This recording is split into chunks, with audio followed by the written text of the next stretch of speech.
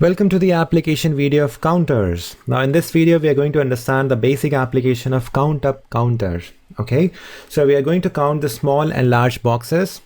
This is in continuation with example 1 of bit logic operation. Okay, so in which we were just sorting the bigger boxes on the chute conveyor. So let's see what we have here. Let's see the objective. Before that, let me take a pointer. Okay, so the objective is count the small and large boxes. Okay, so to count the boxes we have to use sensors. So in the last video we have just one sensor to count or sense the larger box, Now we are going to use the same sensor to count that box as well. Okay, so here instead of the diffuse sensor we have renamed that sensor as large. Okay, so in the last video you will see here diffuse, we just have to rename this tag. Now in addition to that we have added one more sensor. This is a small sensor located here. So this sensor is used to sense the small boxes. This is located at the end of conveyor. I will show that in the live example. Then we have a reset button. Reset button is used to reset the count on these displays. Okay, and how we get this display? We have added this display in our panel to show you the count of your large and small boxes. Okay, and these large and small boxes are counted in some data register which is QD100 and QD104 as small and large. So these are my data registers in the PLC which are counting my boxes. Okay, so parallelly let me show you the environment. So this is my environment, and here if you see we have a panel and these are my display. So these display are linked to my data registers in the PLC. And how we can do that? We can do that in the drivers. So when you go to the drivers and when you take the display on your panel, when you take this display here, you will find this display names here, large and small. Okay, so I connected my large to QD104. This is my data registers in the PLC, and small to QD100. So these two are my data registers. All right, and we have added the small sensor to I0.6 and reset to I0.7. So if you see this the reset button, this is the button here which I took from my operator, and the sensor is over here. This is my sensor for detecting the small boxes. All right, so this is the environment. Let's go back to the presentation. So let's proceed. Now it says define this display as integer. Now this display can display the value in voltage 0 to 10 volt or minus 10 to plus 10 voltage. But if you want to count something, you can use it as an integer. So you just have to right click on that, go to configuration and use it as integer. This is pretty easy.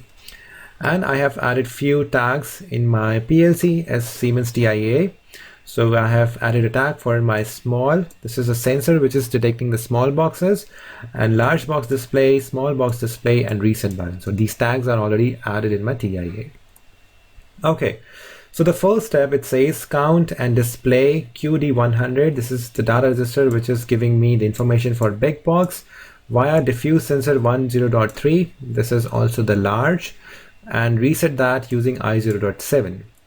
and count and display the small boxes which is in QD104, and you can reset that with I0.7. all right, so if you see this example, we have used the falling edge or the negative edge of my small sensor, and I have used a counter, and this counter is giving me the value. This is CV is the count value. Here I have added the address of my display so that I can see the current value. So this is QD100, the address for my display. Okay, so this address is of my small here. This address is QD100 which is added here to display the count value, and this counter is getting pulses from my small sensor, from the sensor which was here. Okay, so this is giving signal to my display here via the PLC. Similarly, the large sensor, this is a negative edge which is giving signal to another counter which is giving a display to QD104. So if you see here, this is the sensor giving a display, giving the values of count to this display of large via the PLC data register QD104. Okay, now I have added a preset 10 here. Now why we did that? Because it says stop the conveyor when we have at least 10 small and large boxes. So we are counting the boxes. We are also monitoring if we have at least 10 small and large boxes, we have to stop the conveyor. So I'm using a preset value as 10 here and 10 here as well. Okay, so the next step we are going to see here. stop the conveyor. So the conveyor is stopped using the reset command. Why? When you have CTU1 QU, this is the bit which will be on when you have 10 boxes. In CTU1 is this one. So when you have 10 small boxes, this bit will be on, and this bit will be on when you have 10 large boxes. So when both these bits are on, this is an AND gate, your belt conveyor will be reset, the motor will stop. So let's check the logic in the factory IO. So I'll open this TIA and factory IO together before I have to make it run. Okay, so here we are. You can see the box is ready, and I will just show you. This is the start button, so I'm going to start the process. So the process is started. This is same as before. You have this box. This is a small box now going through this sensor, and if you want to see the counts, here it is. This is one small box and large box 1. This is the second large box, and if you want to see it here, you can see it here as well.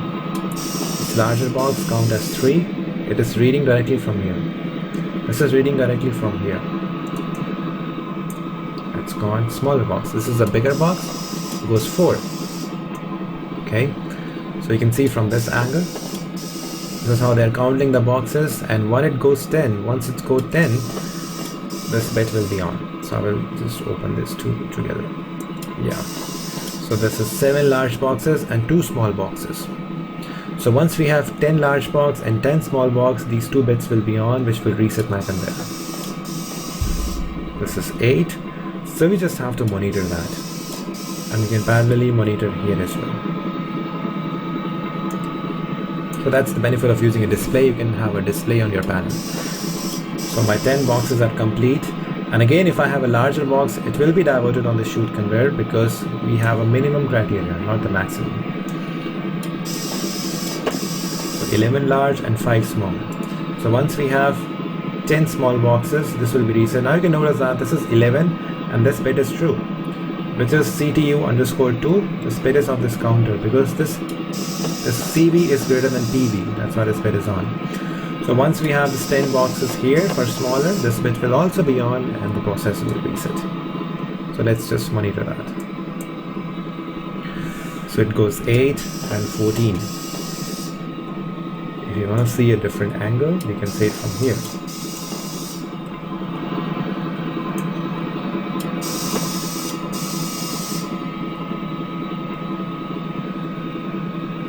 So this goes 9.